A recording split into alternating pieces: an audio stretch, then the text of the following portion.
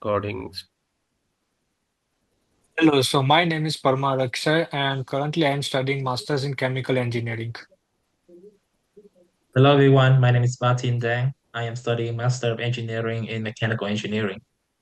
Hello everyone, I'm Deepak. I'm pursuing Masters in Chemical Engineering. Hello everyone, this is Mohammed Sarif and I'm pursuing Masters in Electrical and Computers Engineering. Hello team, myself Shobdarji and I am pursuing my Masters in Chemical Engineering. So I will present some of the key points regarding the summary of the case study proposal that we selected, and that is Bhopal gas tragedy incident. The Bhopal gas incident is among the worst industrial accidents in the history, which struck Madhya Pradesh, India on the night of 2nd and 3rd December 1984. Up to 20,000 people have died over the long term, while around 3,800 deaths were reported instantly as a result of a toxic gas leak into the atmosphere, involving over 40 tons of methyl isocyanate from a pesticide plant governed by Union Carbide India, a division of Union Carbide Corporation. Around more than 500,000 people were affected due to this incident. A number of malfunctions, including a broken valve that led water to mix with MIC, obsolete equipment, poor maintenance procedures, inadequate safety protocols, and procedures all contributed to this disastrous leak. The Bhopal plant was not reasonably protected by the UCC and UCIL organizations, and their inadequate safety standards and protocols. Even though there was a great deal of suffering for people, UCC avoided taking full responsibility and settled for only $470 million, which was considered not adequate at that time.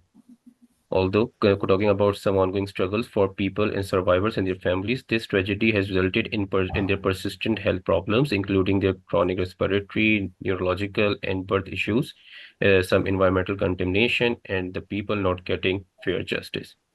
My teammate will carry on now. Now we will focus on ethical dilemmas that were the main reason behind this disaster. The first is corporate responsibility.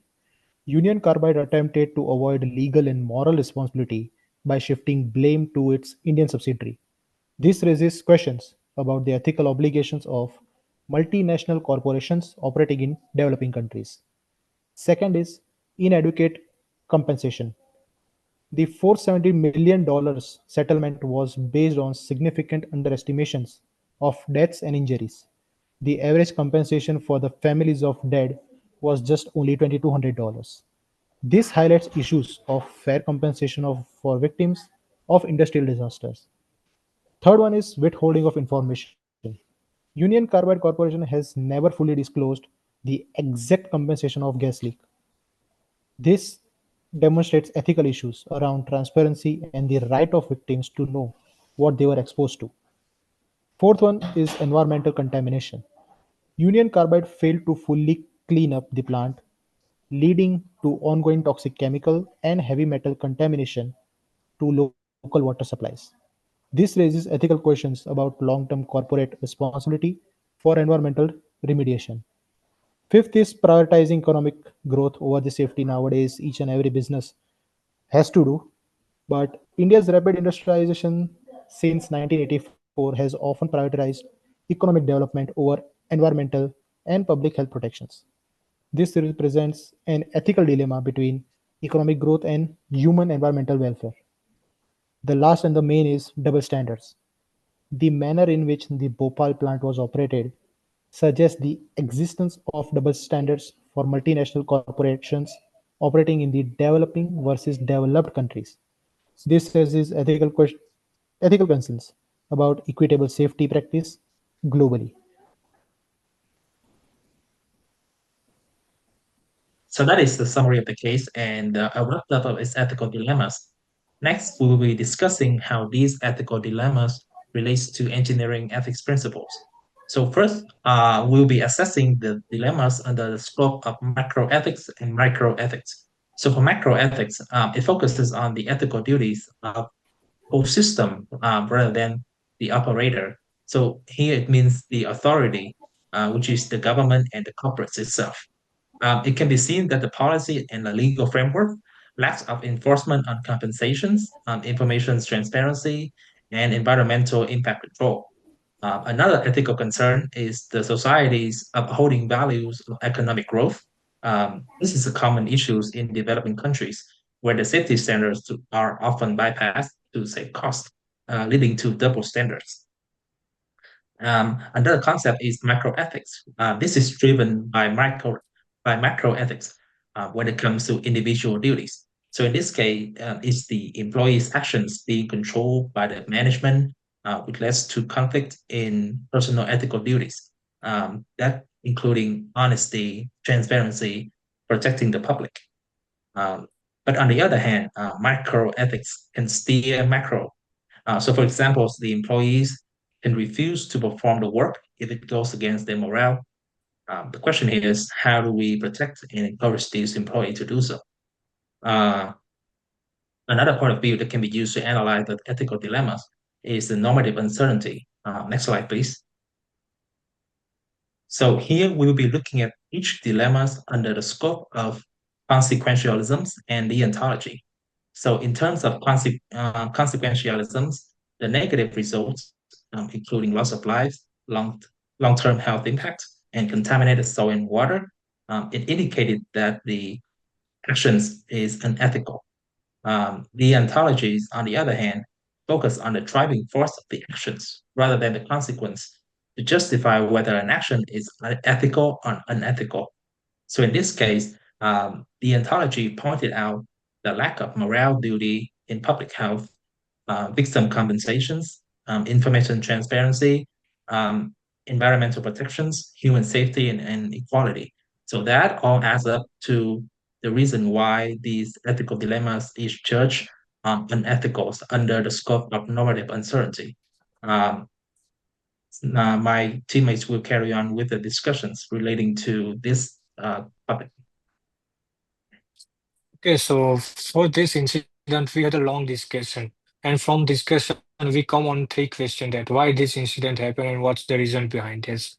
So first question is what safety rules should companies follow abroad and how do we enforce them? So how the developing countries follow the rules which already are enforced in abroad country, or we can say in developed countries. Second is how can engineers stay ethical and be held accountable? So engineers should be ethical in their role.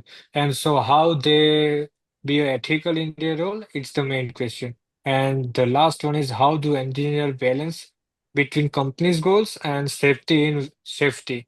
So from that, all those questions we have answered about one question. So next please. So the engineer's role is really crucial in this kind of incident because so many time it happens is company always looking for their profit not on the public safety side, so it's engineer role that how they balance between public safety and company's profit. And second is commitment to ethical codes. Engineers should follow ethical guidelines, so there is a one organization NSP which has published some ethical guidelines for engineers. So the whoever become engineer, they have to follow all those ethical rules, ethical codes on their workplace. And the main action for engineers as those kind of in those kind of work is stronger safety standards, even in vigor regular, because we can't give excuse about it's a regulatory environments problem or we the regulation are weak. As an engineer, we always have to follow all safety all we have to follow stronger safety standard, and we have to follow all equipment and process completely with interline safety guidelines. Now, equipment and processes are always compliant to safety guidelines, and whatever equipment or anything has been fall, we have to do correctly in the plant. And second is the regular inspection. As an engineer, it's our duty to check to check whether the inspection is happening regularly or not. And the last one is sufficient resources for risk management. We always have to follow risk management. We never be like it's all about profit and it's all about profit safety.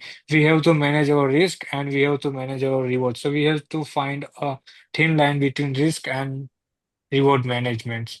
So that is all from our side. Thank you.